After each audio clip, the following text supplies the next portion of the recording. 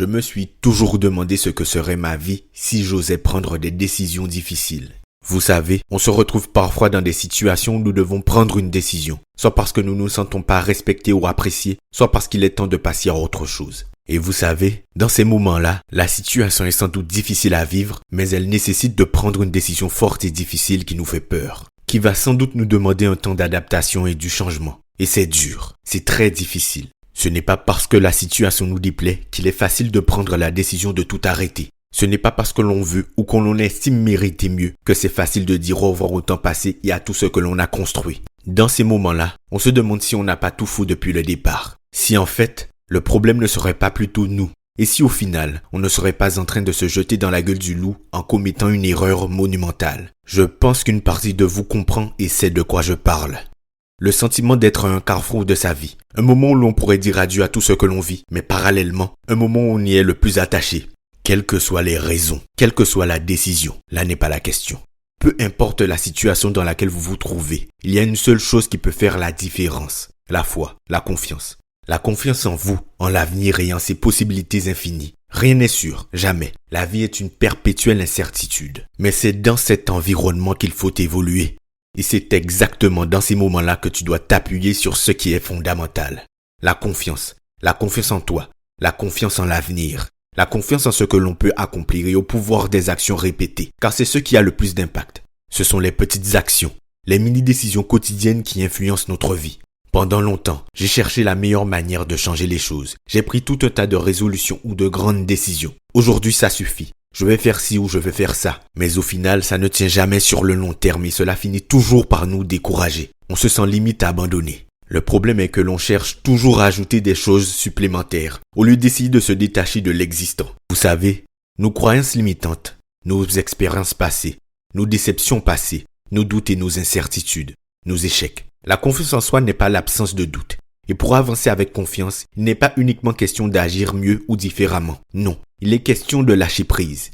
Ce qui vous fait le plus mal, c'est votre attachement. C'est se battre pour faire fonctionner une relation vouée à l'échec. C'est essayer de monter un projet en ayant au plus profond de vous des croyances comme « je ne m'en sens pas capable, j'ai peur, qui suis-je pour faire ça, pourquoi moi, j'essaye mais ça ne marchera pas, etc. » Je le vois tous les jours dans mes accompagnements. Notre subconscient travaille jour et nuit. Et nous avons très souvent des croyances et des pensées sans même nous en rendre compte. Pour être, il ne s'agit pas de chercher à devenir, car vous agissez avec un esprit de manque. Pour être, il faut embrasser. Je vais vous donner mon exemple. Plus jeune, je pensais que pour pouvoir parler aux gens, il fallait absolument que je sois intéressant, que j'ai des choses à dire. Quel est le problème, me direz-vous? Quand on n'a pas confiance en soi, avoir la pression d'être intéressant ou non te bride et t'empêche d'y aller, car tu ne te sentiras jamais intéressant. Un autre exemple. J'ai commencé à gagner mes premiers sous à 15-16 ans. Et si vous avez écouté le 100e épisode du Mindset Show, vous savez de quoi je parle. Au fur et à mesure des épisodes, nous apprendrons à nous connaître un peu plus, car j'ai fait pas mal d'autres choses aussi. J'avais la croyance que je ne devais jamais manquer d'argent. J'ai développé cette croyance par rapport à mon vécu, et dit comme cela, ça n'a pas l'air si grave que ça. Et moi-même, lorsque j'ai commencé à m'en rendre compte, je me suis encore plus rattaché à cette croyance, car je n'avais pas l'envie de perdre tout ce que j'avais pris du temps à construire. Et pourtant, cette croyance a fait que peu importe l'argent que je gagnais, je n'étais jamais en paix. J'avais toujours cette peur de le perdre. Cela influençait mes décisions dans le positif et le négatif. Mais le fait d'y être attaché me faisait plus de mal que de bien. Aujourd'hui, mes croyances sont différentes car j'ai travaillé dessus. Est-ce que j'ai perdu tout ce que j'avais? Non. Bien au contraire. Je suis totalement en paix et j'avance facilement. Les pensées que vous avez, les doutes, les peurs, les questionnements ne viennent pas de nulle part. Il n'est pas question d'en être capable ou non, car nous en sommes tous capables. La vraie question est de savoir est-ce que vous vous en sentez capable? Est-ce que vous savez que vous en êtes capable? Et c'est sur ça que moi je travaille. Mon travail n'est pas simplement de vous dire faites ceci ou faites cela. Mon travail est de mettre le doigt sur les croyances et les pensées qui vous empêchent d'avancer vers ce que vous voulez et de vous en libérer afin que vous puissiez agir sans être influencé par vos craintes, vos doutes et vos peurs. Ce qui est vraiment difficile quand on a l'envie de faire quelque chose, de prendre une décision importante ou de se lancer dans un nouveau projet, c'est l'inconnu, me direz-vous. C'est vrai. Mais ce qui nous effraie vraiment avec l'inconnu, c'est notre attachement à l'existant. Que vous en ayez conscience ou non, que la situation soit difficile à supporter ou non, on est toujours plus à l'aise dans ce que l'on connaît que ce que l'on ne connaît pas. Il faut du courage et de l'audace. Mais quand tu as des choses à perdre, comment avoir cette pointe d'audace et de courage? Comment s'assurer de ne pas avoir de regrets?